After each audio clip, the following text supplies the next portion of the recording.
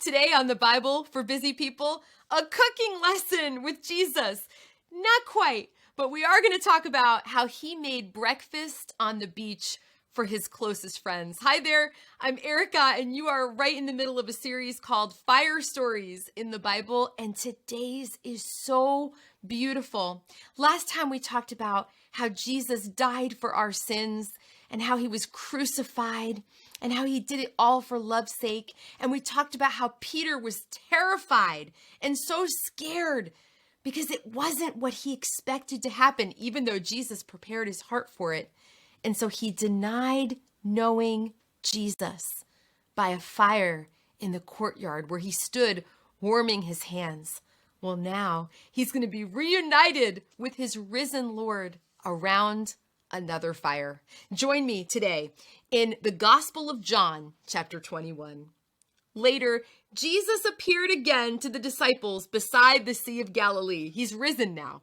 This is how it happened. Several of the disciples were there. Simon Peter, Thomas, nicknamed the twin, Nathanael from Cana in Galilee, the sons of Zebedee, and two other disciples. Simon Peter said, "I'm going fishing."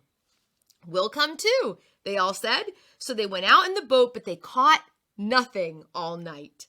At dawn, Jesus was standing on the beach, but the disciples couldn't see who he was. He called out, "Fellows, have you caught any fish?" "No," they replied. Then he said, "Throw out your net on the right-hand side of the boat." Can you picture Jesus saying this? I love it. "And you'll get some."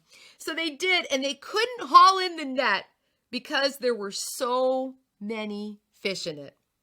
Then the disciple Jesus loved, that's John referencing himself, which I always think is interesting, John said to Peter, "It's the Lord."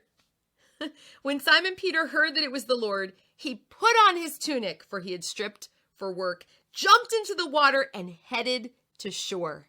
Peter is remembering at this point how loved he is. The others stayed with the boat and pulled the loaded net to the shore, for they were only about 100 yards from shore. When they got there, they found breakfast waiting for them, fish cooking over a charcoal fire, and some bread. Jesus made them breakfast. Bring some of the fish you've just caught. Keep your finger in that takeaway verse because it's beautiful. Bring some of the fish you've just caught, Jesus said. So Simon Peter went aboard and dragged the net to the shore. There were 153 large fish, not small, large fish, and yet the net hadn't torn. "Now come and have some breakfast," Jesus said. None of the disciples dared to ask him, "Who are you?" They knew it was the Lord. Then Jesus served them the bread and the fish. The Son of God, risen from the dead, making breakfast and serving it. This was the third time Jesus had appeared to his disciples since he had been raised from the dead. After breakfast, Jesus asked Simon Peter, "Simon, son of John, do you love me more than these?" "Yes, Lord," Peter replied. "You know I love you." "Then feed my lambs," Jesus told him. Jesus repeated the question, "Simon, son of John, do you love me?" "Yes, Lord," Peter said. "You know I love you." "Then take care of my sheep." A third time he asked him, "Simon, son of John, do you love me?" Peter was hurt that Jesus asked the question a third time. He said, "Lord, you know everything. You know that I love you." Jesus said, "Feed my sheep." I tell you the truth. This is Jesus speaking to Peter. When you were young, you were able to do as you liked. You dressed yourself and went wherever you wanted to go. But when you are old, you will stretch out your hands, and others will dress you and take you where you don't want to go. Jesus said this to let him know by what kind of death he would glorify God. Then Jesus told him, "Follow me." What a beautiful story of redemption. Jesus is giving us a little piece of the future there.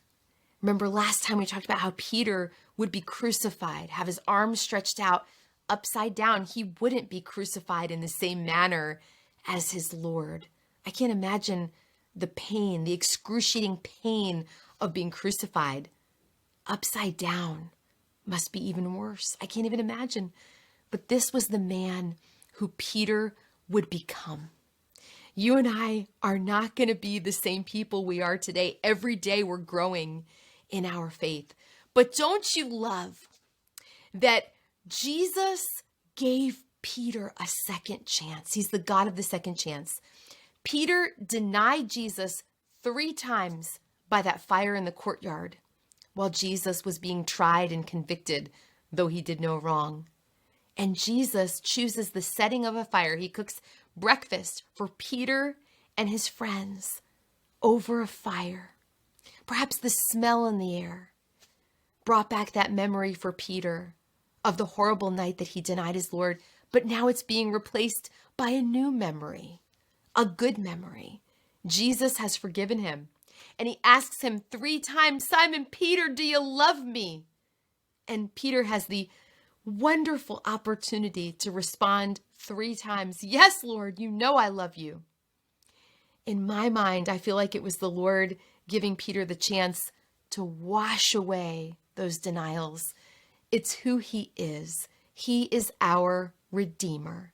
He is our forgiver. He loves us so, so much. It's a beautiful, beautiful story. Thank you for being here today. Remember, you are also really, really loved.